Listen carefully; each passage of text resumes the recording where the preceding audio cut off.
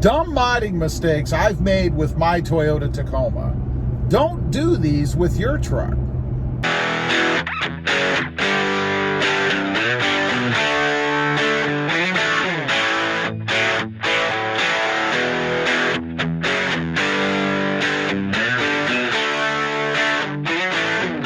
Well, good morning, everybody, and welcome back to RobMotive. And that's right, there are a few what I think are pretty dumb modding mistakes I have made with my Toyota Tacoma. And I put this video out there just to kind of make everybody aware so that hopefully you don't make these dumb mistakes. You know, the first one has to be the tire setup, the wheel and tire setup that I had. Now, this goes all the way back to my 2018 Toyota Tacoma. I wanted bigger wheels and tires. You know, I had never had a modified truck. That was really my first step or foray into modifying anything, trucks in particular. And I decided that I was going to get something big. So I went with 20-inch wheels and 20-inch tires. Massive for me. The mistake was that I somehow thought that I would still have the same ride that I had before. And that was a huge mistake. I didn't have the same ride. It was much rougher. It slowed the truck down even slower than it was to begin with. That truck was an automatic, by the way. And it was horrible. I didn't like it. Loved the look of it.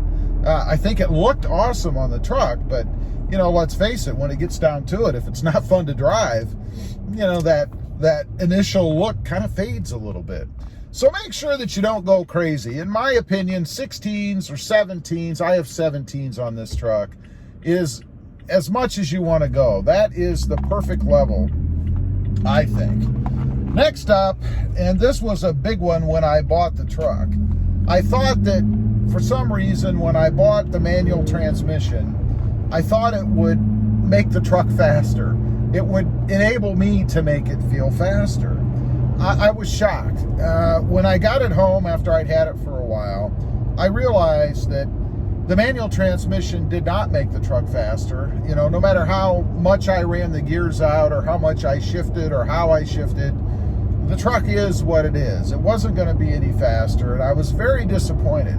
Now, I will say that was remedied with the Sprint booster. And I know I keep bringing up the Sprint booster, but it really did transform the truck into what I had hoped it would be after I went to the manual transmission. So thank goodness for that. I do now have the truck that I wanted, although I did have to add the Sprint booster to it to get it, but just an awesome product.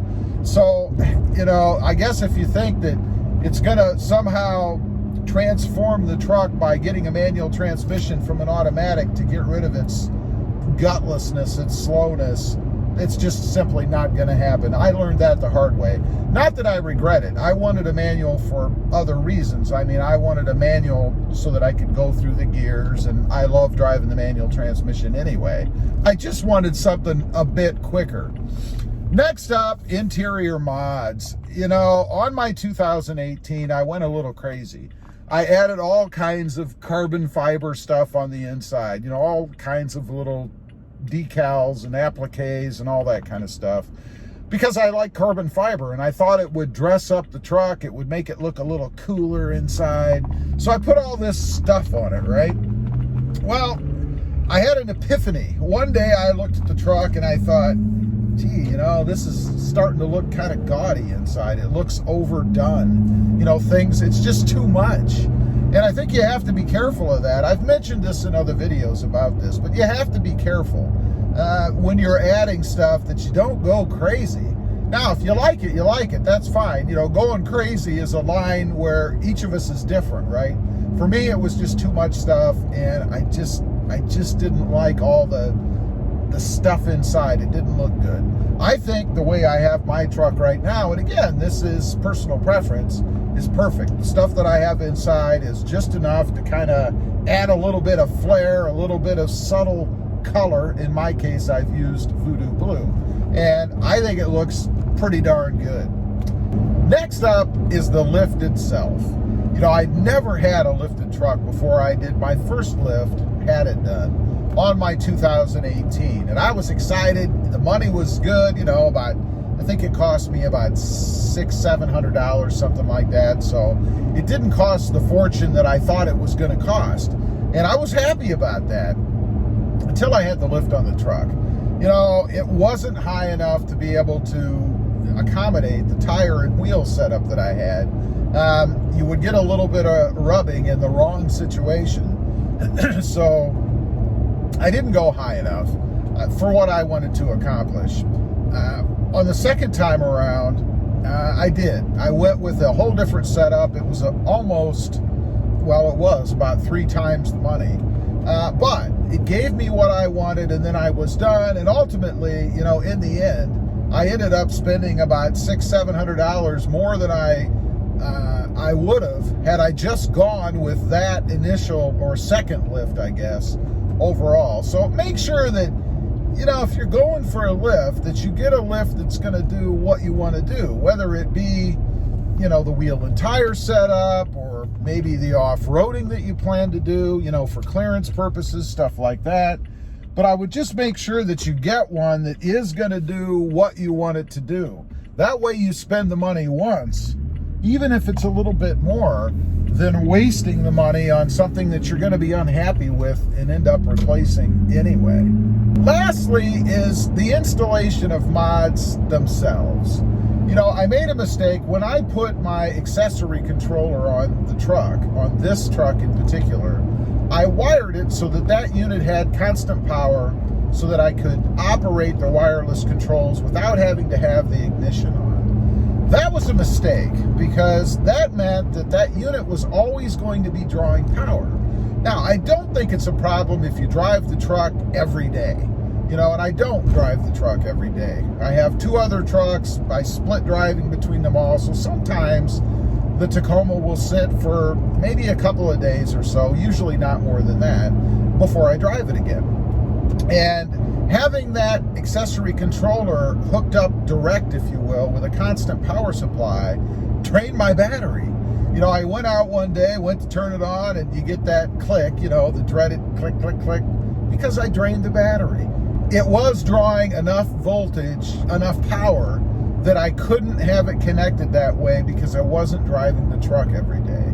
Now, I've remedied that. There is a solution to that. If you're curious, I do have other videos about that. But I have rectified that, so it's not a problem, and I haven't had a problem since.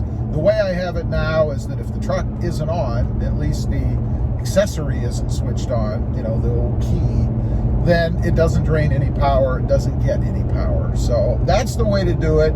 If you're installing accessories, that you have the option of not having them drain power constantly. Because there would have been nothing worse for me than to have been out somewhere, who knows, maybe an hour or 2 away, and the truck battery goes dead and I'm stranded. All because I have an accessory controller hooked up that was draining power constantly. So make sure when you're doing mods that you install them in such a way that there is no possibility that they're going to cause you trouble down the road, because that is the worst case scenario in my opinion. Anyway, I just wanted to get on here, kind of go over some of the dumb modding mistakes I've made since I've had my Tacomas and really jumped into the modding world, in the hopes of maybe helping somebody out, you know, so that you don't have the same problems I had and you don't blow money like I did on a couple of things. Anyway, leave a comment. I'd be curious. What's the dumbest modding mistake you ever made? Be honest. I'd be curious to know. Also, real quick, I do have 2 additional channels. RobMotive FST, all about my new Tundra and my quest for the upcoming redesigned Toyota Tundra.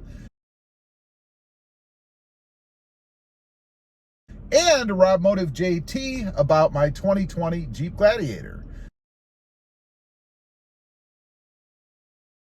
Check them out, and if you're interested, why not subscribe? Don't forget to click that notification bell so that you don't miss out on any upcoming videos. And do me a favor, smash that subscribe button on the way out. Thanks for watching. Stay safe out there. Bye.